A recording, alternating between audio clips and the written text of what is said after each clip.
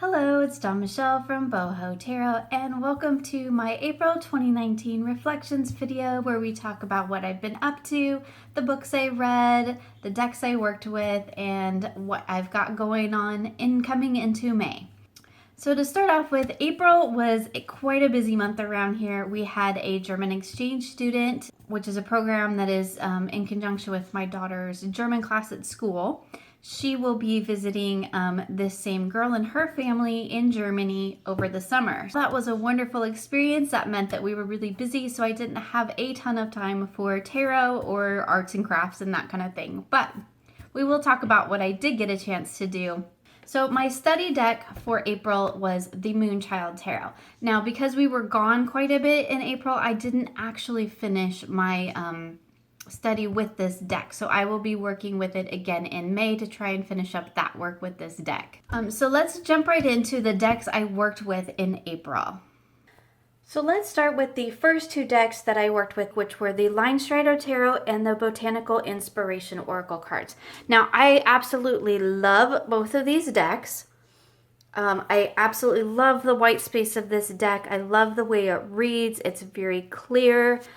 It kind of has just this vibe of a moment of calm, and I think that is largely due to the white space. It's just a gorgeous deck, and I got, really great readings with it. I did primarily daily draws with this deck, and I did use the Botanical Inspirations alongside it for my daily draws, and I do have to say that as much as I absolutely love this deck, these two together, I wasn't really feeling it. I think it was the very modern look to this deck and the very vintage feel to this deck, and they just really didn't go together very well. But this deck was still new to me, and I was still wanting to really use it. I've spoke about this deck before on my channel. I absolutely love this deck. I love the messages. I love the artwork. I think it's beautiful. I even don't mind the keywords and all of this text, which generally is not my favorite, but I do absolutely love it in this deck. I think it works just absolutely beautifully. So these were the first two decks that I worked with in April, and as much as I love them both individually, I wasn't really vibing with them working together. So next time I will try some different combinations for these two. So that is the Line Strider Tarot and the Botanical Inspirations Oracle. So the next two decks I worked with in April were the Paulina Tarot and the Hedge Botanical Oracle. These two I did actually like working with together. I think they actually went really well together. I absolutely love this deck. I'm still on the fence of whether or not I'm going to trim it. I know some people have said do it looks great, and some people have said that these borders really help keep this artwork contained because it is rather busy. But I absolutely love the artwork, and I may go ahead and do it because this is a mass market deck, and if I mess it up, then I can replace it. I really, don't want to be messing up decks and replacing them, but I can if I need to. And then, of course, the Hedge Botanical, which I do have a unboxing on my channel for this deck. I absolutely love this deck. I found it to be a really great reader. I love the keywords, and that really, to me, is where this deck really shines, is pulling in those keywords. I love the white space again, like the Line Strider, love the white space. They are by the same author, and I did find that working with these two together actually worked really beautifully because the Hedge Botanical kind of created that sense of calm amongst all of this busy artwork. So I think that they worked actually really beautifully together. It's definitely a combo that I think I would use again. They just really worked really well together. The messages were really clear. The messages between the cards, the tarot and the oracle, were really compatible as well. They were just really on point. And I just think they worked really well together. So it's definitely a combo that I will be using again, I think, because I love the calm, serene white space of the Hedge Botanical, combined with the busier but really beautiful imagery of the Paulina Tarot. So the next two decks that I used in April together were the Victorian Romantic, which everybody has seen, and I've showed it multiple times on my channel. This is really one of my kind of favorites. It's kind of becoming one of my standard decks to use. I absolutely love the readings I get with it. I absolutely love the artwork. This is the gilded edition, which I'm not, if you can see there, I'm not really fond of, just because that gilding, as beautiful as it is, sort of takes away from the detail of the artwork. But still just a gorgeous reader, shuffles beautifully, just a fun deck to shuffle. And I love the message that I get. And I paired that with the Oracle of the Mystical Moments, and this is, again, one of my favorite oracles. This creator has a tarot coming out, which I'm really excited to get because I just absolutely love this artwork. It is so beautiful. It is so magical. The keywords, to be completely honest, don't always resonate, so I tend not to really pay much attention to the keywords. I tend to let the imagery itself tell me a story and say what it needs to say in conjunction with my reading. And I really do love these two paired together. They work really well together. They have a similar vibe. The messages were really on point, very compatible, and it's definitely a combination that I would use again. So as you can probably tell, April for me was all about pairing my Oracle and my tarots. That was just kind of something that I've been wanting to do, is really focus in on finding some great combinations. Like, look at this, Three of Swords and listen. I mean, even just flipping through here, these are so beautifully paired together. But anyway, I just really wanted to focus in on that, and it's probably a practice that I'm going to keep working on here in May, is really focusing on finding good Oracle and Tarot pairs, because I really do like working with them together. So that was the Victorian Romantic Tarot and the Oracle of the Mystical Moments. So the next two decks I worked with in April were the Hedge Tarot and the Illuminated Earth Oracle. Again, two of my favorite decks. Even though these aren't really what I would consider my spring decks, I just felt I needed a little bit of grounding. So I went ahead and pulled these decks into my daily pulls for the week. This was the deck that I used, after the week that our German student left. And, not that was, like I said, that was a fantastic experience, but it was quite draining, and I just kind of needed a bit of calm. I needed a bit of grounding after that really busy, 2.5 weeks. And so I decided to go ahead and use my Hedge Tarot, because I always, get that grounded energy. And I'm sorry, this is out of print. I know people hate when you show out of print decks, but it is the deck that I used, one of the decks that I used in April, so I am going to show it. And I apologize because it is still out of print. You can find it occasionally on eBay, but it's, it is what it is. This is the Illuminated Earth Oracle, which I have shown on my channel as well. I absolutely love this Oracle deck. That's one of my favorite cards. It's very grounded. It's very obviously earthy.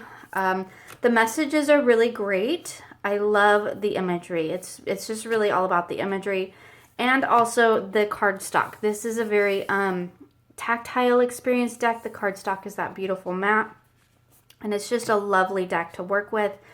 The double border, or the border here, I think is a little bit distracting, and sometimes these words down at the bottom can be really hard to see because they are in kind of this gold, shimmery gold.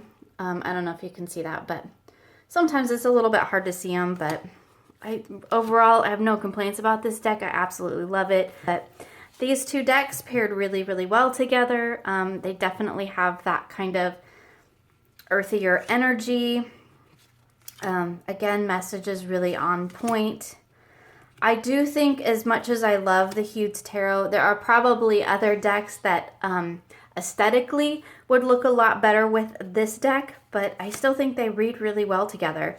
And definitely two decks that provided that grounded kind of just take a breath after all of the crazy busyness of the month. So again, just another pairing that I really enjoyed working with. And of course, these two both are kind of just standard tarots for me, or standard decks for me. Decks that I tend to keep on hand, and decks that I tend to return to again and again. So, and then of course, as I mentioned, I did use the Moonchild Tarot, and it was my study deck for April. And as I mentioned, it will be my study deck going into May, just because I haven't finished my work with it because we had a guest. I did do several readings with it. I did, I think, all of my new moon. I did my new moon and my full moon reading with this deck, I do believe. And I did a couple self-care Sundays with it. And then I also have, which I will just real quickly show you here. I'm not going to go full into it, but I've started working with as my study deck journal here. So just real quickly show you that, and I'm working my way through this deck. So I still have quite a ways to go because I just didn't have time with so much going on. So I will be continuing my work with that into May. So those were the decks that I worked with in April. Moving on, let's talk about the books that I read. So if you've watched my other monthly reflections, I started reading The Mists of Avalon sometime around the beginning of the year, and I am still working on that because I really only get a chance to read a couple of pages a day. So it's been a long process, and I am still really enjoying it, but I am definitely still working my way through that. The other book I read this month was Goddess Wisdom Made Easy. And this was a really fabulous book. I would consider this like a goddess wisdom or a goddess teachings primer. This book was definitely more for beginners or those not really familiar with working with goddess energy. It does not have really any information on the specific goddesses, but talks more about the history and the teachings of the goddess wisdoms.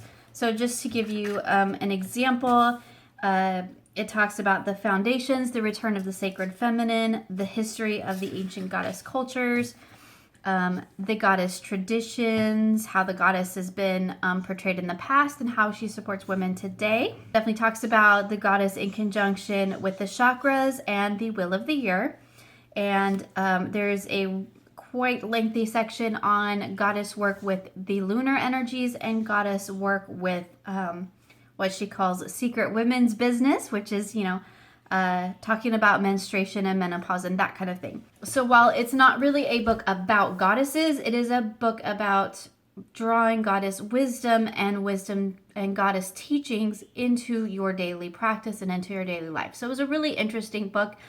Definitely, I would call it a primer. It is definitely an easy read, and so I would highly recommend it. It's a Hay House book, and it was a quick read. I read it in I think 2 weekends or something, so definitely recommend this one if you are interested in learning more about goddess teachings and goddess traditions. Moving into May, I will be reading... what is it? And moving into May, I'm going to be reading The 12 Faces of the Goddess, which combines goddess energy with astrology. So this, I think, is going to be a really interesting read. It says, transform your life with astrology, magic, and the sacred feminine. So I'm really looking forward to digging into that one in May. So that's kind of my books. Of course, I will be still reading The Mists of Avalon because that's probably going to be a several month journey for me. So let's talk a little bit about the videos I did in April. I finished up my deck collection, which was definitely an eye-opening experience for me, and I'm actually going to be doing a video probably later on about that. I definitely had the light kind of click on for me doing those videos, and I realized that there is a huge chunk of my my deck collection that doesn't really have a purpose or serve my tarot practice in any sort of way. And while I think it's fine to have decks that are, just collectibles, I certainly have some that are strictly for collectibles. They sit on a shelf and I have no intention of reading with them. I really want the majority of my decks to be intentional parts of my practice. And so I've been going through my decks. I've already traded some, gifted some, kind of clearing out what really isn't resonating with me. sometimes for me, it's hard to know if a deck is going to resonate until I actually get it in my hand. I mean, it may look beautiful online and I think it's going to be perfect, and then I get it home and it doesn't resonate at all. And there's been occasions where I've seen a deck and I'm like, I'm not really sure if that's for me or not. And I get it home, I start working with it, and then it turns out to really be, a really spot on deck for me. So it's kind of hard to tell what you're going to resonate with, at least for me, until I actually get it in my hands. So that means that decks are kind of coming in and out of my collection as I am, getting new things in, working with them, trading out old things, gifting some things, that kind of thing. Like I said, I'll probably do another video on that, a more in-depth video on that later on. For right now, I have decided to divide my collection up into basically decks that resonate with the 4 seasons, only because that is kind of how I live my life, is kind of how my personal practice works. I'm definitely a person who brings in things that resonate or that have that energy, the seasonal energy that's in tune with the season that we are currently in. So for me, it kind of made sense, and I noticed that I was already sort of instinctually using my decks by season. So I just went ahead and divided them up into the 4 seasons, and I put in bins the ones that aren't for this current season. Right now I'm working with my spring decks, and I will be working with those through May, and then in June I will move into my summer decks. And this has been a really great process for me because it's allowed me to really, for one, go through my decks and see, what's resonating with me and what's not. And it also allows me to rotate my decks out more frequently, so that those ones that maybe don't get some use just because they get shoved on a shelf somewhere are brought into kind of the spotlight. So rather than having a whole, 100+ collection of decks to choose from, I've got them narrowed down to 20 or 30 decks that sort of resonate with the season and have that pull for me at the moment. And then at that point, I'm also finding that there are still, even in the seasonal, even in the pared down collections, there are still decks that I'm just not being called to use. And that's another really great thing for me to figure out, because then that means that I can move those decks on to somebody who may, have a better use for them than I do, and allows me to bring in other decks that may fit more in tune with my practice.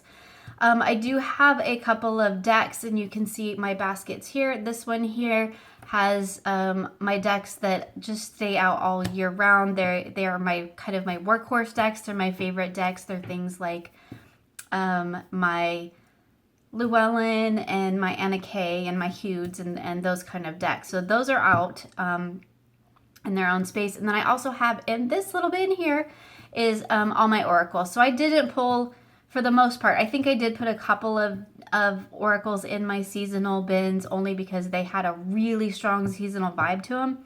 But for the most part, I just left all of my oracles separate because I don't have that many of them, for one, and for two, I tend to swap those in and out as they resonate with the tarot decks that I'm working with. And again, those, I don't have that many, so it's not quite as overwhelming as it is with my tarot cards. But I basically went from having, shelves, all of those shelves full of tarot decks, to now I have, a small shelf full of decks that I can pull from. And that's just made it a lot easier and a lot less overwhelming for me.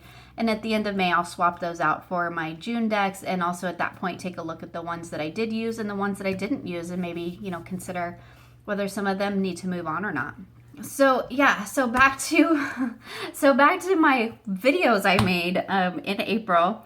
I did an unboxing of both the Hedge Witch and the Guardian Angel Tarot. Both of those are on my channel. I also edged my botanical inspirations, which I did as a Mod With Me video, so you can see that as well.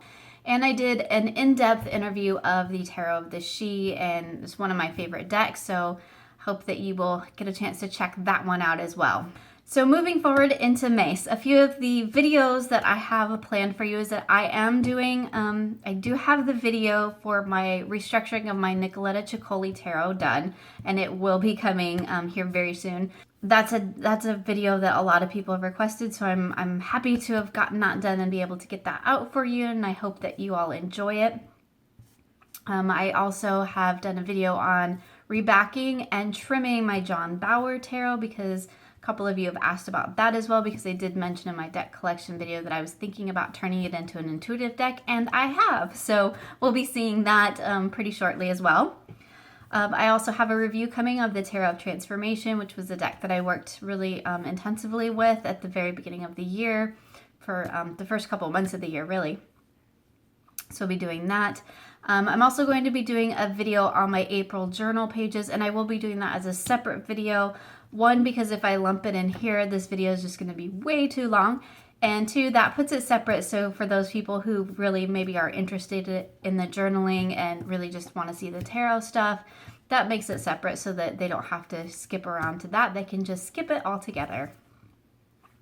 And of course, I'll be having some more unboxings because I do have a couple of more decks coming into my collection from various trades and some purchases and pre-orders and things of that nature in May. And of course, deck mods, because deck mods is just what I do. So I think that's it for me. So thank you so much for joining me for this look back at April. And I hope that you had a wonderful month, and I wish you many blessings going forward in May. And I look forward to seeing you again soon for more creative tarot for an inspired life.